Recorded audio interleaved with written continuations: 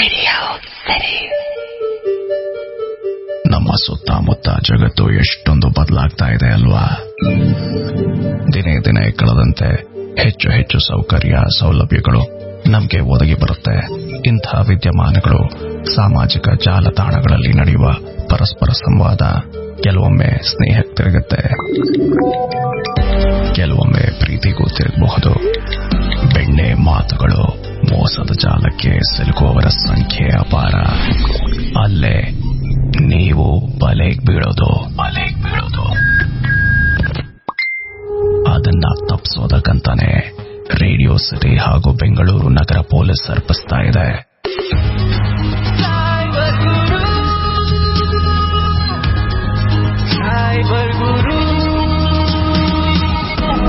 ಈ ಕಾರ್ಯಕ್ರಮದಲ್ಲಿ ಪ್ರಸ್ತಾಪಿಸುವ ವಿಷಯ ಹಾಗೂ ಕಥೆಗಳು ನಿಜವಾದ ಘಟನೆಗಳ ಮೇಲೆ ಆಧಾರಿತವಾಗಿದೆ. ಪಾತ್ರ ಹಾಗೂ ಜಾಗದ ಹೆಸರುಗಳನ್ನು ಉದ್ದೇಶಪೂರ್ವಕವಾಗಿ ಬದಲಾಯಿಸಲಾಗಿದೆ.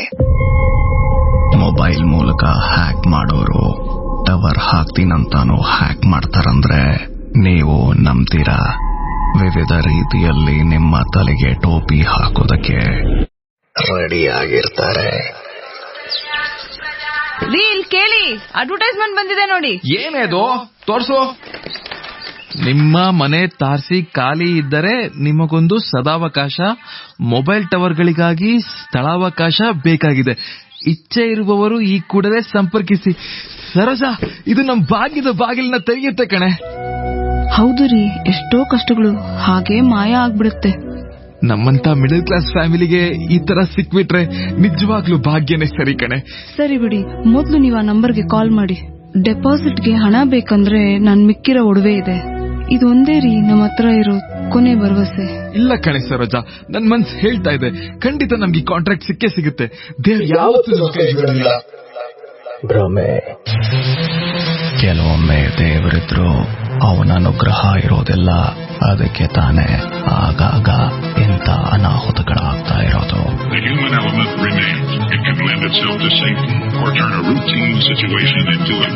ಮಿಡಲ್ ಕ್ಲಾಸ್ ಫ್ಯಾಮಿಲಿ ಹಣ ಬೇಕಂತ ಹಾತೊರೆಯೋರು ಜನರು ನಾವು. ನಮ್ಗೆ ಟೋಪಿ ಹಾಕ್ತಾರೆ. ಮೊಬೈಲ್ ಟವರ್ ಇನ್ಸ್ಟಾಲೇಷನ್ ಅಂತ ಜಾಹೀರಾತನ್ನ ನೋಡಿದ ಕುಟುಂಬದ ಒಬ್ಬ ಸದಸ್ಯ ಅಲ್ಲಿ ಕೊಟ್ಟಿರೋ ನಂಬರ್ಗೆ ಕಾಲ್ ಮಾಡ್ತಾನೆ. ಸರ್ ನಮಸ್ಕಾರ, ನನ್ನ ಹೆಸರು ನಂಜುಣ್ಣಯ್ಯ ಅಂತ ಹೇಳಿ. ಅದೇ ಪೇಪರ್ನಲ್ಲಿ ನೀವು ಅಡ್ವರ್ಟೈಸ್ಮೆಂಟ್ ಹಾಕಿದ್ರಲ್ಲ, ಅದು ನೋಡಿದೆ. ಅದ್ರ ಬಗ್ಗೆ ಮಾತಾಡೋಣ ಅಂತ ಫೋನ್ ಮಾಡಿದೆ. ಹೇಳಿ ನಂಜುಂಡ, ಸ್ವಲ್ಪ ಡೀಟೇಲ್ಸ್ ಎಲ್ಲ ಬೇಕಾಗುತ್ತೆ, ಸ್ವಲ್ಪ ಅಮೌಂಟ್ ಎಲ್ಲ ಕಟ್ಟಬೇಕಾಗುತ್ತೆ. ಜೊತೆಗೆ ನಿಮ್ಮ ಲೊಕೇಶನ್ ಇದೆಯಲ್ಲ, ಅದನ್ನು ಪರೀಕ್ಷೆ ಮಾಡಬೇಕು. ಸರ್ ಏನ್ ಬೇಕಾದ್ರೂ ಮಾಡಿ ಸರ್, ಆದ್ರೆ ಆ ಟವರ್ ಮಾತ್ರ ನಮ್ಮನೆ ಮೇಲೆ ಬರಬೇಕು. ಅದೇ ತಿಂಗಳ ಹಣ ಬರುತ್ತೆ ಅಲ್ವಾ ಸರ್? ಖಂಡಿತ ಬರುತ್ತೆ ಸರ್. ಏನಿಲ್ಲ ಅಂದ್ರೂ ತಿಂಗಳಿಗೆ 80,000 ರಿಂದ 90,000 ಮಾಡಬಹುದು. ನಿಮ್ಮ ಮನೆ ಲೊಕೇಶನ್ ಹೇಳಿ, ಅಲ್ಲಿ ನಮ್ಮ ಆಫೀಸರ್ ಬಂದು ಇನ್ಸ್ಪೆಕ್ಷನ್ ಎಲ್ಲ ಮಾಡ್ತಾರೆ. ಅದ್ರ ಮೊದಲೊಂದು ಇಂಟ್ರೆಸ್ಟ್ ಅಪ್ಲಿಕೇಶನ್ಗೆ ಅಂತ ಡೀಟೇಲ್ಸ್ ಎಲ್ಲ ಫಿಲ್ ಮಾಡಬೇಕು. ಖಂಡಿತ ಸರ್. ಅಪ್ಲಿಕೇಶನ್ ಎಲ್ಲಿ ಸಿಗುತ್ತೆ ಸರ್? ಸರ್ ಎಲ್ಲ ಆನ್ಲೈನ್ ಸರ್. ನಾನು ಪ್ರಶ್ನೆಗಳನ್ನ ಕೇಳ್ತಾ ಹೋಗ್ತೀನಿ, ಉತ್ತರ ಮಾಡಿ ನಾನು ಇಲ್ಲೇ ಫಿಲ್ ಮಾಡ್ತೀನಿ. ಸರಿನಾ? ಓಕೆ ಸರಿ ಸರ್, ಹೇಳಿ. ಪಾಪ ಇವನಿಗೇನು ಗೊತ್ತಿತ್ತು ಇವನ್ ಹಳ್ಳಕ್ ಬೀಳ್ತಾ ಇದ್ದಾನಂತ. ಓಕೆ ಸರ್, ಎಲ್ಲ ಡೀಟೇಲ್ಸ್ ಆಯ್ತು. ಇನ್ ಕೊನೆ ಒಂದ್ ಸ್ಟೆಪ್, ಈ ಅಪ್ಲಿಕೇಶನ್ ಅಮೌಂಟ್ ಅಂತ ಇರುತ್ತೆ, ನಾವು ಏಜೆನ್ಸಿ ಅವರು ಕಂಪನಿಗಳಿಗೆ ಭರಿಸಬೇಕಲ್ವಾ, ಅದಕ್ಕೆ. ಎಷ್ಟಾಗ್ಬೋದು ಸರ್ ಅಂದಾಜು? ಸರ್ ಅದು ಅಪ್ಲಿಕೇಶನ್ ಪ್ಲಸ್ ಇನ್ಸ್ಪೆಕ್ಷನ್ ಮತ್ತೆ ಸರ್ಟಿಫಿಕೇಟ್ ಆಫ್ ಇನ್ಶೂರೆನ್ಸ್ ಅಂತ ಹೇಳಿ 1,42,000 ಆಗುತ್ತೆ. ಅದಾದ್ಮೇಲೆ ನಿಮ್ಗೆ ಕ್ಲಿಯರೆನ್ಸ್ ಗಂತೆ ಒಂದಿಷ್ಟು, ಆಮೇಲೆ ಇನ್ಸ್ಪೆಕ್ಷನ್ ಚಾರ್ಜಸ್, ಇನ್ಸ್ಟಾಲೇಷನ್ ಚಾರ್ಜಸ್ ಅದೆಲ್ಲ ಸೇರಿ ಒಂದು 2,75,000 ತನಕ ಆಗುತ್ತೆ ಸರ್. ಹೌದಾ ಸರ್? ಅದೇ ಸ್ವಲ್ಪ ಜಾಸ್ತಿ ಆಯ್ತು ಅನ್ಸುತ್ತೆ ಸರ್. ನೋಡಿ, ತಿಂಗಳಿಗೆ ನಿಮ್ಗೆ 80,000 ರಿಂದ 90,000 ಮಾಡೋ ಅವಕಾಶ ಇದೆ. ಅಂದ್ರೆ ವರ್ಷಕ್ಕೆ ಎಷ್ಟಾಯ್ತು ಲೆಕ್ಕ ಹಾಕಿ. ಟವರ್ ಏನಾದ್ರೂ 1 ವರ್ಷಕ್ಕೆ ಮಾತ್ರ ಇರುತ್ತಾ? 10 ವರ್ಷ ತನಕ ಇರುತ್ತೆ. ಯೋಚನೆ ಮಾಡಿ ಎಷ್ಟಾಗ್ಬೋದು ಅಂತ. ಹೌದು ಸರ್, ನೀವ್ ಹೇಳಿದ್ರು ಕರೆಕ್ಟೇ. ಸರಿ, ಅಕೌಂಟ್ ನಂಬರ್ ಕಳಿಸಿ ಸರ್, ನಾನು ಈಗ ಟ್ರಾನ್ಸ್ಫರ್ ಮಾಡ್ತೀನಿ ನಿಮ್ಗೆ. ಹೇಳೋ ಅಕೌಂಟ್ ನಂಬರ್ಗೆ ಹಣ ವರ್ಗಾವಣೆ ಆಗುತ್ತೆ.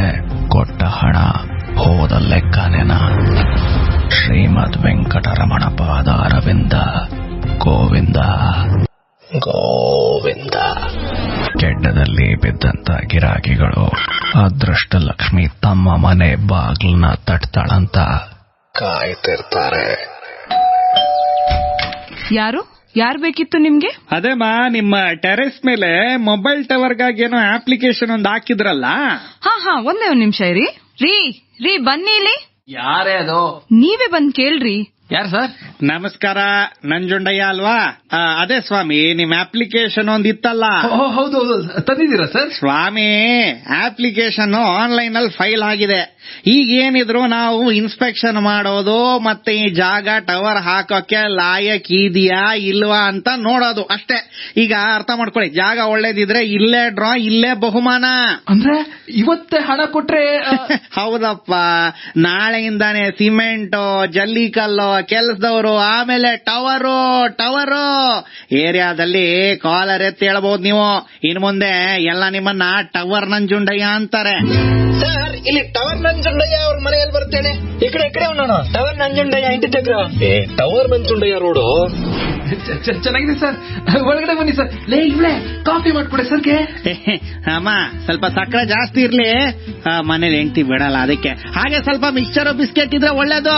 ಕೂತ್ಕೊಳ್ಳಿ ಸರ್. ಅಂದಾಗೆ ಸರ್ ಇದು ಅಮೌಂಟ್ ಎಷ್ಟಾಗ್ಬೋದು?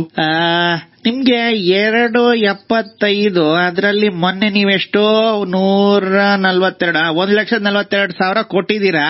ಅದರಲ್ಲಿ ಇನ್ನೂ 1,43,000 ಕೊಡ್ಬೇಕಾಗತ್ತೆ. ಹೇಗೆ, ಚೆಕ್ಕ ಕ್ಯಾಶಾ? ಏನ್ ತಮಾಷೆ ಮಾಡ್ತೀರಾ ಸರ್? ಅಪ್ಲಿಕೇಶನ್ ಆನ್ಲೈನ್ ತಾನೇ ಹಾಕಿರೋದು? ಹೌದು. 1,00,000 ಆನ್ಲೈನ್ ಮಾಡ್ತೀನಿ, 42,000 ಕ್ಯಾಶ್ ತಗೊಳ್ಳಿ. ಕ್ಯಾಶ್ ಬ್ಯಾಕ್ ಬಂದ್ರು ಬರ್ಬೋದು. ಕ್ಯಾಶ್ ಬ್ಯಾಕು ಬರ್ಲಿಲ್ಲ, ಕ್ಯಾಶ್ ತಗೊಂಡವನು ಬ್ಯಾಕ್ ಬರ್ಲಿಲ್ಲ. ಅಯ್ಯೋ, ನಮ್ಮ ಹತ್ರ ಇದ್ ಹಣ ಎಲ್ಲ ಹೋಯ್ತಲ್ಲ. ನಿಮ್ಗಾದ್ರೂ ಬುದ್ಧಿ ಬೇಡ್ವೇನ್ರಿ? ನಾನ್ ಹೇಳ್ತೀನಿ, ಯಾರನ್ನು ನಂಬೇಡಿ ಅಂತ. ಕೇಳಿದ್ರ ನನ್ ಮಾತನ್ನ ಎಲ್ ಕೇಳ್ತೀರಾ ನೀವು? ನಿಮ್ದೇ ಹಠ ಅನ್ಭವಿಸಿ ಇವಾಗ. ಅದೇನೋ ಹೇಳ್ತಾರಲ್ಲ, ಕೊಟ್ಟವನು ಕೋಡಂಗಿ ಆದ್ರೆ ಇಸ್ಕೊಂಡವನು. ಸರ್, ಇಲ್ಲಿ ಟವರ್ ನಂಜುಂಡಯ್ಯ ಅವ್ರ ಮನೆಯಲ್ಲಿ ಬರ್ತೇಳಿ. ಸೈಬರ್ ಗುರು ಈ ಕಾರ್ಯಕ್ರಮಕ್ಕೆ ಬೆಂಬಲ ನೀಡುತ್ತಿರುವ ಬೆಂಗಳೂರು ನಗರ ಪೊಲೀಸ್ ವತಿಯಿಂದ ಇನ್ಸ್ಪೆಕ್ಟರ್ ಯಶವಂತ್ ಕುಮಾರ್ ರವರು ಮತ್ತಷ್ಟು ಮಾಹಿತಿಯನ್ನ ನೀಡಲಿಕ್ಕಿದ್ದಾರೆ. ನಮಸ್ಕಾರ, ನಾನು K Yashwant Kumar, police inspector, cyber crime police ಠಾಣೆ, ಬೆಂಗಳೂರು ನಗರ ಪೊಲೀಸ್. ಸೈಬರ್ ಅಪರಾಧಗಳ ಬಗ್ಗೆ ಜಾಗೃತಿ ಮೂಡಿಸುವ ಕಾರ್ಯಕ್ರಮದಲ್ಲಿ ನಾನು ನಿಮ್ಮೊಂದಿಗೆ ರೇಡಿಯೋ ಸಿಟಿಯಲ್ಲಿದ್ದೇನೆ. ಸ್ನೇಹಿತರೆ, ನಿಮ್ದು ಒಂದು ಆಸ್ತಿ ಇರುತ್ತೆ. ಆ ಆಸ್ತಿನಲ್ಲಿ ಏನಾದ್ರು ಒಂದು ಬಿಸ್ನೆಸ್ ಮಾಡಿ ಒಂದು ರೆವೆನ್ಯೂ ಜನರೇಟ್ ಮಾಡಬೇಕು ಅಂತ ಹೇಳಿ ನೀವು ಯೋಚನೆ ಮಾಡ್ತಾ ಇರ್ತೀರಿ. ಇಲ್ಲ, ಒಂದು ಮನೆ ಇರುತ್ತೆ, ಮನೆನ ಬಾಡಿಗೆ ಕಟ್ಬಿಟ್ಟು ಕೊಟ್ಟಿರ್ತೀರಿ, ಮೇಲೆ ಖಾಲಿ ಜಾಗ ಇರುತ್ತೆ, ಅಲ್ಲಿ ಬೇರೆ ಏನಾದ್ರು ಒಂದು ಮಾಡಬೇಕು ಅಂತೇಳಿ ನೀವು ಯೋಚನೆ ಮಾಡ್ತಾ ಇರ್ತೀರಿ. ಕಾಕತಾಳೀಯ ಅನ್ನಂಗೆ ನಿಮ್ಮ ಮೊಬೈಲ್ಗೆ ಒಂದು ಸಂದೇಶ ಬರುತ್ತೆ, ಇಲ್ಲ ನಿಮ್ಮ ಇಮೇಲ್ಗೆ ಒಂದು ಸಂದೇಶ ಬರುತ್ತೆ.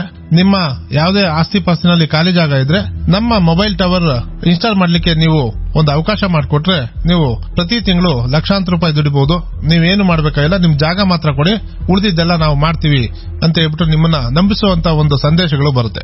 ನಿಮಗೆ ಖುಷಿ ಆಗುತ್ತೆ, ಯಾಕಂದ್ರೆ ನೀವು ಏನು ನೋಡ್ತಾ ಇರ್ತೀರಿ, ನಿರೀಕ್ಷೆ ಮಾಡ್ತಾ ಇರ್ತೀರಿ, ಅದು ನಿಮಗೆ ಸಂದೇಶದ ರೂಪದಲ್ಲಿ ಬಂದ ತಕ್ಷಣ ನಿಮಗೆ ಖುಷಿ ಆಗುತ್ತೆ.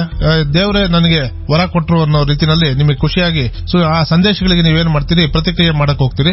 ಪ್ರತಿಕ್ರಿಯೆ ಮಾಡಿದಾಗ ಅವರು ಕೆಲವೊಂದು ಮಾಹಿತಿಗಳನ್ನ, ಖಾಸಗಿ ಮಾಹಿತಿಗಳನ್ನ, ನಿಮ್ಮ ವಿಳಾಸವನ್ನ ಎಲ್ಲ ನಿಮಗೆ ನಂಬಿಕೆ ಬರೋ ರೀತಿಯಲ್ಲಿ ಕೆಲವೊಂದು ಅರ್ಜಿಗಳನ್ನ ಕಳಿಸ್ಬಿಟ್ಟು ಭಾವಚಿತ್ರ ಮತ್ತೆ ನಿಮ್ಮ ಆಧಾರ್ ಕಾರ್ಡ್ ಎಲ್ಲ ನೀವು ವಾಟ್ಸ್ಆಪ್ ಅಲ್ಲಿ ಇದು ಕಳಿಸಿ, ಇದನ್ನ ಅರ್ಜಿನ ಫಿಲ್ಅಪ್ ಮಾಡಿ ಕಳಿಸಿ ಅಂತ ಅವರು ಹೇಳ್ತಾರೆ.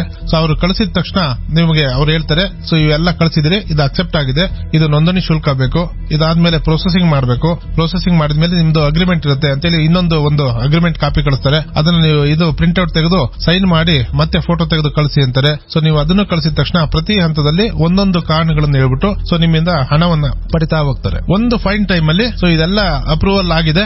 ಈಗ ನಿಮಗೆ ಇಂಡಿಯನ್ ಸರ್ವೆ ಡಿಪಾರ್ಟ್ಮೆಂಟ್ ಇಂದ ಬಂದು ನಿಮಗೆ ಒಂದು ವೆರಿಫಿಕೇಶನ್, ಅವರು ಆ ಪತ್ರವನ್ನ ವೆರಿಫಿಕೇಶನ್ ಮಾಡಿ ಅಪ್ರೂವ್ ಮಾಡಬೇಕು, ಅದಕ್ಕೆ ದುಡ್ಡು ಕೊಡಿ ಅಂತಾರೆ. ಇದೇ ರೀತಿನಲ್ಲಿ ಹಲವಾರು ಕಾರಣಗಳನ್ನ ಹೇಳ್ತಾರೆ, ದುಡ್ಡು ತಗೊಂತಾರೆ. ಅದಾದ್ಮೇಲೆ ಎಲ್ಲವೂ ಕೂಡ ಆಗಿದೆ. ಈಗ ಮೊಬೈಲ್ ಟವರ್ ಇನ್ಸ್ಟಾಲೇಷನ್ ಮಾಡಬೇಕು. ಇನ್ಸ್ಟಾಲೇಷನ್ ಮಾಡ್ಲಿಕ್ಕೆ ಕೆಲವೊಂದು ಪ್ರಕ್ರಿಯೆ ಇದೆ. ಆ ಇನ್ಸ್ಟಾಲೇಷನ್ ಚಾರ್ಜಸ್ ಮತ್ತೆ ಅಲ್ಲಿ ಟ್ರಾನ್ಸ್ಪೋರ್ಟೇಷನ್ ಚಾರ್ಜಸ್ ಇವೆಲ್ಲವೂ ಕೂಡ ನೀವು ಈ ಹಂತದಲ್ಲಿ ಕೊಡಬೇಕಾಗುತ್ತೆ. ಬಟ್ ಅಷ್ಟೂ ಕೂಡ ನಿಮಗೆ ವಾಪಸ್ ಬರುತ್ತೆ ಅಂತೇಳಿ ನಿಮ್ಮನ್ನು ನಂಬಿಸ್ತಾರೆ. ಸೊ ನಿಮಗೇನ್ ಅನ್ಸುತ್ತೆ, ಎಲ್ಲಾ ದುಡ್ಡು ನನಗೆ ವಾಪಸ್ ಬರುತ್ತೆ, ಜೊತೆನಲ್ಲಿ ಲಕ್ಷಾಂತರ ರೂಪಾಯಿ ಬರುತ್ತೆ ಅಂತೇಳಿ, ಇಷ್ಟೇ ಕಟ್ಟಿದ್ವಿ ಅಷ್ಟಿನ್ನೇನು ಅಂತೇಳಿ ಸೊ ನೀವು ಕಟ್ತಾ ಹೋಗ್ತೀರಿ. ಸೊ ಒನ್ ಫೈನ್ ಟೈಮ್ ಅಲ್ಲಿ ನಿಮಗೆ ಗೊತ್ತಾಗುತ್ತೆ. ವಾಪಸ್ ನೀವು ಕರೆ ಮಾಡಿದ್ರೆ ಅವ್ರ ಮೊಬೈಲ್ ಸಂಖ್ಯೆ ಸಿಗೋದಿಲ್ಲ, ಮತ್ತೆ ಯಾವುದೇ ಒಂದು ಇಮೇಲ್ ಐಡಿ ಇದೇನಿರುತ್ತೆ ಅದು ಯಾವುದಕ್ಕೂ ಕೂಡ ರೆಸ್ಪಾಂಡ್ ಮಾಡೋದಿಲ್ಲ, ಇಲ್ಲ ನಿಮ್ಮನ್ನ ಬ್ಲಾಕ್ ಮಾಡಿರ್ತಾರೆ. ಸ್ನೇಹಿತರೆ, ಒಂದು ತಿಳ್ಕೊಳ್ಳಿ, ಯಾವುದೇ ಒಂದು ಮೊಬೈಲ್ ಕಂಪನಿ ಆಗಲಿ ಇಲ್ಲ ಬೇರೆ ಯಾವುದೇ ಒಂದು ಕಂಪನಿ ನಿಮ್ಮ ಆಸ್ತಿ ಪಾಸ್ತಿ ಇಲ್ಲ ನಿಮ್ಮ ಮನೆ ಮೇಲೆ, ಇಲ್ಲ ನಿಮ್ಮ ಒಂದು ಯಾವ್ದು ನಿವೇಶನ ಇದೆ, ಮನೆ ಇದೆ, ಅದನ್ನ ಏನಾದ್ರು ಬಾಡಿಗೆ ತಗಂತೀವಿ ಅಂತ ಹೇಳಿದ್ರೆ ಅವರು ನಿಮಗೆ ಪ್ರತಿ ತಿಂಗಳು ಅಡ್ವಾನ್ಸ್ ಕೊಟ್ಟು ಬಾಡಿಗೆ ಕೊಡ್ತಾರೆ ಹೊರತು ನಿಮ್ಮಿಂದ ಯಾವುದೇ ಕಾರಣಕ್ಕೂ ಹಣ ನಿರೀಕ್ಷೆ ಮಾಡಿ ಈ ಪ್ರಕ್ರಿಯೆ ಆಗಬೇಕು, ಆ ಪ್ರಕ್ರಿಯೆ ಆಗಬೇಕು ಅಂತೇಳಿ ಯಾವುದು ಕೂಡ ಅವರು ಹಣದ ಬೇಡಿಕೆ ಇಡೋದಿಲ್ಲ. ಅಂತ ಹಣದ ಬೇಡಿಕೆ ಇಡುವ ಯಾವುದೇ ಒಂದು ಕಾರಣ ಇರಬಹುದು, ಇಲ್ಲ ಪ್ರಕ್ರಿಯೆ ಇರಬಹುದು, ಅದು ನೀವು ವಂಚಕರು ಅಂತ ತಿಳಿರಿ. ಯಾವುದೇ ಕಾರಣಕ್ಕೂ ಅವರ ಬಣ್ಣದ ಮಾತಿಗೆ ಮರಳಾಗಿ ಹಣ ನೀಡಿ ವಂಚನೆಗೊಳಗಾಗಬೇಡಿ. ಸೈಬರ್ ಅಪರಾಧಗಳಿಗೆ ಸಂಬಂಧಿಸಿದಂತೆ ನಿಮಗೆ ಯಾವುದೇ ಸಮಸ್ಯೆ ಇದೆಯೇ? ಸಮಸ್ಯೆ ಇದ್ದಲ್ಲಿ ಬೆಂಗಳೂರು ನಗರದಲ್ಲಿ ಹತ್ತಿರದ ಪೊಲೀಸ್ ಠಾಣೆ ಅಥವಾ ಪೊಲೀಸ್ ಆಯುಕ್ತರ ಕಚೇರಿ ಆವರಣದಲ್ಲಿರುವ ಸೈಬರ್ ಕ್ರೈಂ ಪೊಲೀಸ್ ಠಾಣೆಗೆ ಸಂಪರ್ಕಿಸಿ. ಬೆಂಗಳೂರು ಹೊರತುಪಡಿಸಿ ಇತರ ಜಿಲ್ಲೆಗಳಲ್ಲಿ ಜಿಲ್ಲಾ ಪೊಲೀಸ್ ಅಧೀಕ್ಷಕರ ಕಚೇರಿಯ ಜೊತೆಯಲ್ಲಿ ಹೊಂದಿಕೊಂಡಿರುವಂತಹ ಸೆನ್ ಪೊಲೀಸ್ ಠಾಣೆಗಳಿಗೆ ಸಂಪರ್ಕಿಸಬಹುದಾಗಿದೆ. ಅಂತರ್ಜಾಲದ ಜಾಲದಲ್ಲಿ ಸಿಕ್ಕಿ ಹಾಕಿಕೊಳ್ಳೋ ಮೊದಲು ಒಂದ್ಸಲ ಯೋಚನೆ ಮಾಡಿ. ಇದು ಈ ವಾರದ ಅಂತರ್ಜಾಲದ ಕಥೆ. ಮತ್ತೆ ಮುಂದಿನ ವಾರ ಮೋಸ ಹೋಗುವ ಮತ್ತೊಂದು ವಿಧಾನ, ಸೈಬರ್ ಅಪರಾಧಿಗಳು ಯಾವ ರೀತಿಯಾಗಿ ಬಳಕೆ ಮಾಡಿ ನಿಮಗೆ ಟೋಪಿ ಹಾಕ್ತಾರೆ ಅನ್ನೋದನ್ನ ತಿಳಿದುಕೊಳ್ಳೋಣ. ಇದು ರೇಡಿಯೋ ಸಿಟಿ ಹಾಗೂ ಬೆಂಗಳೂರು ನಗರ ಪೊಲೀಸ್ ಅರ್ಪಿಸುವ cyber Guru. Bangalore city safety is my concern.